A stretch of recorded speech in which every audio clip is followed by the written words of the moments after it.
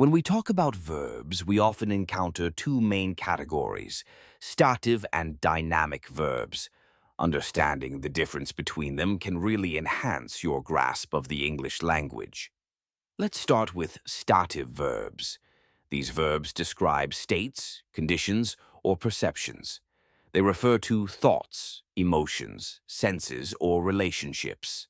For example, when I say, I love chocolate, I'm expressing a state of emotion. Other examples include know, believe, and prefer. You wouldn't say, I am loving chocolate, because love is a state, not an action.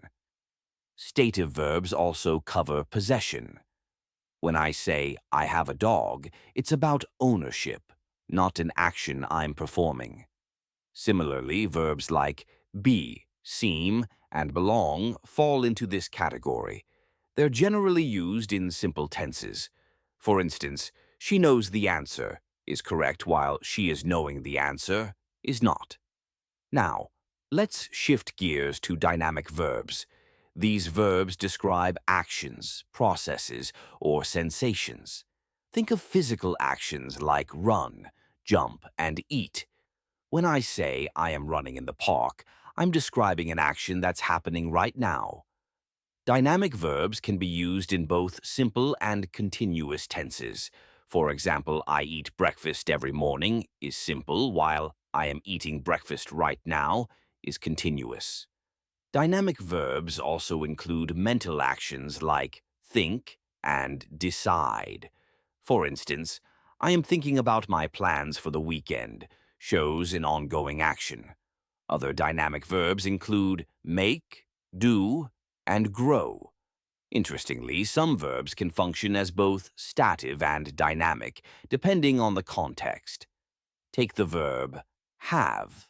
In I have a car, it's stative, indicating possession. But in I am having a great time, it's dynamic, describing an experience. Another example is taste. In the soup tastes delicious, it's stative, describing a quality. But in the chef is tasting the soup, it's dynamic, referring to the action of tasting.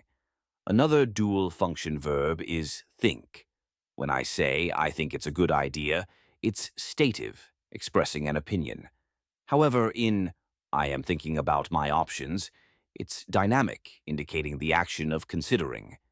To help memorize the difference, think of stative verbs as those that describe a situation or state of being, like a snapshot.